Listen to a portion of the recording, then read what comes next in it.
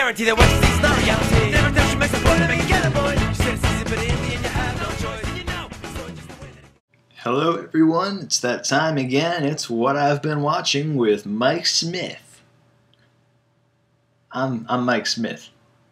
This is my video that you're watching right now on YouTube. You just clicked on a Mike Smith film blog video. If I had more of a budget, or if I had any technical experience, I would put some kind of flashy thing there. Maybe I can add something in post. I'll do wah wah, and then that'll be pretty impressive. But for now, let's just let's keep going. So as I was saying, this is What I've Been Watching, week number 6. I say week number, but it's just I haven't been going by week. It's kind of it's What I've Been Watching number 6. Let's just put it like that. There are 5 things to talk about today. Okay, so let's get right to it. The first thing I want to talk about today is the 2008 film Hunger. Hunger is the directorial debut of Steve McQueen, who is also directing this year's Shame, which looks excellent. Hunger stars Michael Fassbender as Bobby Sands, I believe his name was. It's a real story about this guy, these London prisoners, or not London, Irish prisoners, who are being like really mistreated and stuff, and they go on a hunger strike, and it's a really powerful movie. I mean, I know it's a very controversial issue. I don't know the whole history behind it, but I know it's a very controversial issue, and there are a lot of people who take sides with it. I think... I just burped a little. In any case, I think whatever side you have on this issue, if you're familiar with it, you should like this movie either way. It's a great movie. Just a really powerful, emotional thing. Michael Fassbender is amazing in it. I mean, this was like his big breakout movie for a lot of people. I think for me, I mean, the first thing I saw him in was Inglourious Bastards, and he's amazing in that movie. But he's really great here too, and he's just an excellent actor. I think he's one of the best working today. So there you have it. Michael Fassbender, Hunger, Steve McQueen, also making Shame, which also has Michael Fassbender, which comes out December 2nd, I believe is the date. In limited release, but I really hope it comes near here because I really want to go see it. So that's that. And I believe Michael Fassbender is also going to be in his next movie. I believe it's like 12 Years a Slave. Michael Fassbender's in that too. So at some point we'll be seeing that. Steve McQueen and Michael Fassbender. They're the new Scorsese and De Niro, or Scorsese and DiCaprio, or Tim Burton and Johnny Depp. That's a bad comparison, just because a lot of those movies are bad. Oh, it's really windy. That's crazy. Never mind. Second thing I want to talk about is the 1996 movie From Dusk Till Dawn. Now, I'm pretty sure I've expressed this on like my film blog before, but I love Quentin Tarantino. Quentin Tarantino is my favorite director of all time. So, recently I've been kind of taking it upon myself to... I'd already seen all of his like directorial features, but recently I've been kind of taking it upon myself to check out like the other stuff he was involved in.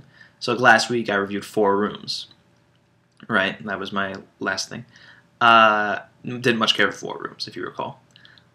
This week I watched From Dusk Till Dawn. Now I've been told to watch this movie for a while. Like I've been hearing about it, I decided, and I've been meaning to check it out, just haven't gotten around to it. So now I decided to check it out. I knew nothing about the movie going in. Did not know the plot. Didn't really know like anything about it.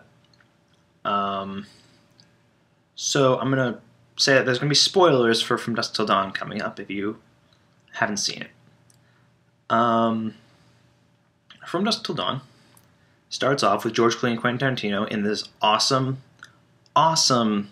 sequence where they're holding up this convenience store. They shoot like Michael Parks, and it's a really great scene. And for the first 45 minutes of the movie, it's just this really cool and effective like crime thriller with George Clooney and Quentin Tarantino as like brothers in crime, and they're like fighting. They're constantly like arguing and stuff, but they capture this guy and his kids, and they force him to drive them across the border. But they kind of form a friendship with the guy along the way, sort of a little bit. And then about 45 minutes in, they're at the rendezvous point. They're at the bar, the Titty Twister. And then out of fucking nowhere, vampires show up. I want to let that sink in for a second. There is no mention of vampires for 45 minutes in the movie, and then just suddenly, bam, vampires. I mean, I was watching this movie with my roommate, and like we were just like freaking the fuck out. I mean, it was a weird thing. Now, I will say this. The vampires half of the movie is a solid half. I think it's fine. But I really would have rather just seen a continuation of, you know, the movie that I was watching. The movie that had a plot and structure. That would have been nice. That could have been a great... I mean, I will recommend the movie. I will recommend the movie because that first 45 minutes is really good. And then once the vampires come in, the vampire stuff is fine, but it's just... I mean, it comes out in a most, like, what the fuck way. Like, you have no idea what just happened. And I think that might have been the intention, but it was jarring. It was jarring. I mean, it might be a movie that's better on a rewatch, you know, when you know what you're going into. But I didn't know what I was going into, and that was the weirdest thing to me. Still love Quentin Tarantino, and it feels like a Tarantino script. It's directed by Robert Rodriguez, so they're buddies, so he probably... I imagine Tarantino directed a lot of it, too, just, like, kind of on the side, you know, whatever. But, yeah, so that's From Dusk Till Dawn. Check it out if you're a fan of Tarantino, definitely, or Robert Rodriguez. But, I mean, it's just a weird movie. Or if you're a fan of vampire movies, you might enjoy it. And there's some cool... There's a lot of really cool scenes in it, but, you know, it's just a jarring transition. It's like watching two movies in one. Like, it just turns into a completely different movie. It was the weirdest thing. I was totally taken aback. But I digress. I gotta get off this topic. YouTube only allows 15 minutes for their videos. The third movie I want to talk about is the 1976 Sidney Lumet film, Network. I'd never seen Network. I've been meaning to see that for a long time as well. Finally got around to it this week. Loved Network. It's fantastic. It is fan-fucking-tastic. Now, obviously this is a classic, so most people know what it is. I don't have to say much because a lot of it's already been said. But basically Network's about just this guy, Howard Beale, and like he announces he's going to kill himself on air. Like he's a newscaster. He announces he's going to kill himself on air, and then you know the news station like obviously like fires him or whatever. But then like it turns out like he's getting great ratings now, and so it's like they bring him back on, and they just like they're just desperate for ratings. They just have him be like this prophet and stuff, and it's really excellent. I mean it works on so many levels. The acting in this movie is amazing. The screenplay is amazing. You know, a few of the actors had just really powerfully delivered monologues. Peter Finch as Howard Beale. I mean, he won an Oscar for this role. Totally deserved it. He's amazing. I mean, he was up against I think Robert De Niro in Taxi Driver, Sylvester Stallone in Rocky. I do think this guy deserved his Oscar, and that's that's high praise, I would say. Yeah, I mean, but yeah, he has a bunch of monologues. He's like he must have been like the screenwriter's favorite like person to write for because he has a lot of monologues, and they're all awesome. Ned Beatty has this one great monologue towards the end. The person who plays Max Schumacher's wife has this really great monologue. Max Schumacher himself has a few. It's a lot of monologues, a lot of really good writing. Just really good writing, really good acting. I highly recommend this movie. It's really fantastic. But yeah, that's Network, 1976, Sidney Lumet. The fourth movie I want to talk about is a movie that I went to go see last night called Higher Ground. Now, Higher Ground played at Sundance this past year. I was contemplating doing a full review of it, but nobody's going to be searching for reviews of Higher Ground, so I figured I'll probably just lump it in here like I did with Troll Hunter. Higher Ground is the directorial debut of Vera Farmiga, who was the co-star of George Clooney in Up in the Air. She was in The Departed and the Source Code. So you know she's a pretty well-established actress. And this was her first movie she directed. She also stars in it, and it's a very good movie. It's very good, actually. I mean, it's about this woman. Like, she meets a guy in like her high school, and they like grow up and have a kid together. And at some point in her life, like, there's a miracle. Like, her baby is saved from almost total annihilation. I'll just put it like that. You know, leave you hanging with why. And so she like turns to God, and she like they embrace this life of like religion and stuff. And over time, she starts to question like the beliefs and the practices of these people in this religious like cult, I guess you could say. And it's a really well done, good movie. It's an effective movie. Definitely a solid debut for Vera Farmiga if she continues to direct stuff.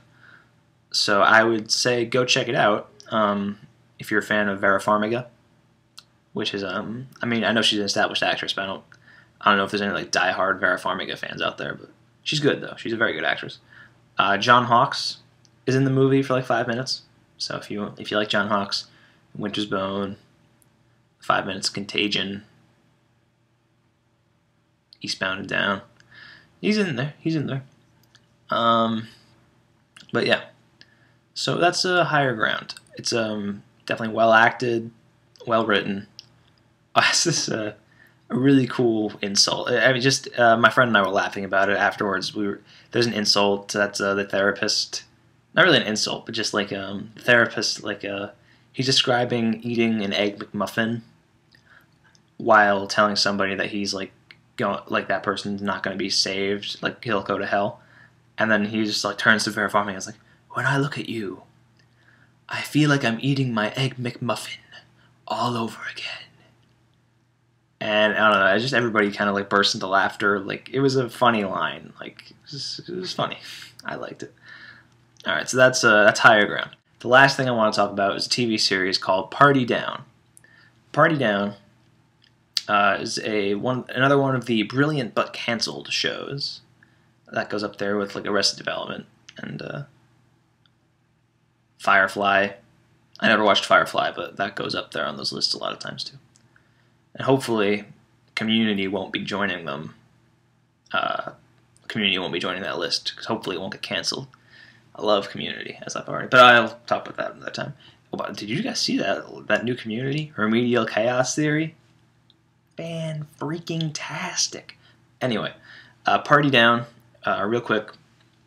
It's about this catering company every episode's a different place that they're catering, and it's just it's about people in this catering company. They're all like wannabe actors or writers, and it's just about the relationships that they have and like how their characters develop over time.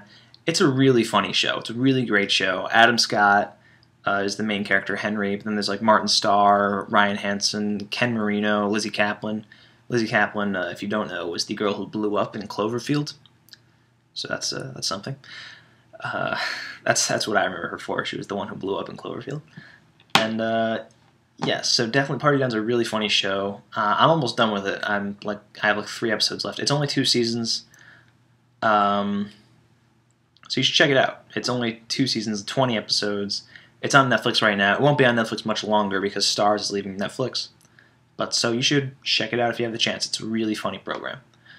So yeah, that's it for what I've been watching. So the 5 movies, the 5 stuff I talked about: Hunger from Dusk Till Dawn and Network, all available on Netflix. Party Down available on Netflix. Higher Ground I saw in a theater, so not a Netflix instant yet. But so I at least liked all of them. From Dusk Till Dawn was probably the weakest of them all, but it was good. It was good. This is still a solid movie. So that's it for today. My next review, it could be anything. I have no idea what it's going to be, actually, because I told you I'm probably not going to see Paranormal Activity 3. So that, if I see The Thing, if I see Real Steel, I'll post a review of it, but as of now, I have no plan. So there you go. Okay, I'm Mike Smith, and I'll be seeing you later, YouTube. You stay classy. You stay classy, YouTube.